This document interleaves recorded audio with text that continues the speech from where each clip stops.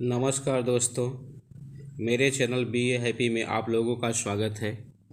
आज आप लोगों के लिए एक बहुत ही अच्छा भक्तिमय स्टोरी लेकर के आप लोगों के बीच में आया हुआ हूँ। उम्मीद है कि आप लोगों को यह कहानी अवश्य पसंद आएगी।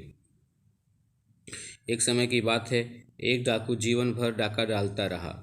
कुछ दिन बीतने के बाद उसको लगा कि मुझे डाका वाला काम छोड़ देना चाहिए। इससे लोगों को मैं बहुत कष्ट देता हूँ। अतः उसने डकैती का कार्य छोड़ने का निर्णय ले लिया और उसने सन्यासी बनने का निर्णय किया और साधु बनने के लिए वह गुरु की तलाश में निकल पड़ा। जंगल में जाकर उसे एक साधु मिले जो बहुत ही सिद्ध महात्मा थे। वैसे तो बहुत से साधु संत थे, लेकिन कोई उसको साथ लेने के लिए तैयार नहीं हुआ क्योंकि वह डाकू था। लेकिन वह जो सिद्ध महात्मा थे, उन्होंने उसको अपनी शरण में लिया और कहा कहा कि महात्मा जी, मैं साधु बनना चाहता हूँ। डाकू ने कहा कि मैं साधु बनना चाहता हूँ, मैं आपको अपना गुरु बनाना चाहता हूँ। तब उसे महात्मा ने कहा, ठीक है, कोई बात नहीं, मैं तुम्हें अपना शिष्य बना लूँगा और तुम महात्मा भी बन जाओगे। और उन्होंने उसको अपने पास से एक काला कपड़ा दिया और एक बड़ा सा बांस का टुकड़ा दिया और कहा कि तुम इसको लेकर जाओ, घूमते रहो गांव गांव नगर नगर, और भूख लगे तो भिक्षा मांग करके विनम्र भाव से उसे ग्रहण करना। और याद रखना, जब तक यह झंडा जो मैंने काले रंग का तुमको दिया है, जो तुम्हारे पास है, इस बांस के डंडे में बंधा होगा, जब यह सफ़ेद हो जाए तब तुम इसको लेकर मेरे पास आ जाना, तब मैं तुम्हें साधु बना दूंगा। वह डाकू बहुत ही धैर्यवान था और वह उसे काले झंडे को लेकर के निकल पड़ा। परंतु उसे लगा कि एक दो दिन में यह काला झंडा सफ़ेद हो जाएगा। वह रोज़ सुबह उठता और सो के झंडे की तरफ देखा। दिन भर में 4 बार देखता, सुबह शाम रात देखता, लेकिन वह झंडा सफ़ेद नहीं हुआ। समय बीतता गया। वह धैर्य के साथ एक गांव से दूसरे गांव घूमता रहा। धीरे धीरे 1 साल बीत गया और फिर 2 साल भी बीत गया, परंतु वह झंडा काला का काला ही रहा, वह सफ़ेद नहीं हुआ। वह घूमता रहा। एक बार की बात थी, वह रात्रि की समय एक गांव में विश्राम करने के लिए रुका। मध्य रात्रि में कुछ डाकू वहां पर आ गए। उस गांव में लूटपाट करने लगे। गांव में लूटपाट किया और लूटपाट करते हुए उस जगह पर जा पहुँचे जहां पर वह व्यक्ति साधु बनने के लिए बैठा हुआ था, अर्थात वह डाकू जहां पर बैठा हुआ था। उसके ठीक सामने वाले घर में वह लोग डाका डालने के लिए पहुँचे। वहां पर उन्होंने लूटपाट भी किया और उस घर में 4 युवतियाँ भी थीं। सामान सब लोग लूटपाट करने के बाद वह डाकू उनको भी ले जाने के लिए हाथ पकड़कर खींचने लगे। वह लोग बचाने के लिए चिल्लाने लगी। गांव में से कोई भी उनकी सहायता के लिए नहीं आया। सब डर से दरवाज़ा बंद करके घर में सो गए। परंतु सामने ही बैठे डाकू महाराज देख रहे थे और उनको लगा कि मुझे इनको बचाना चाहिए।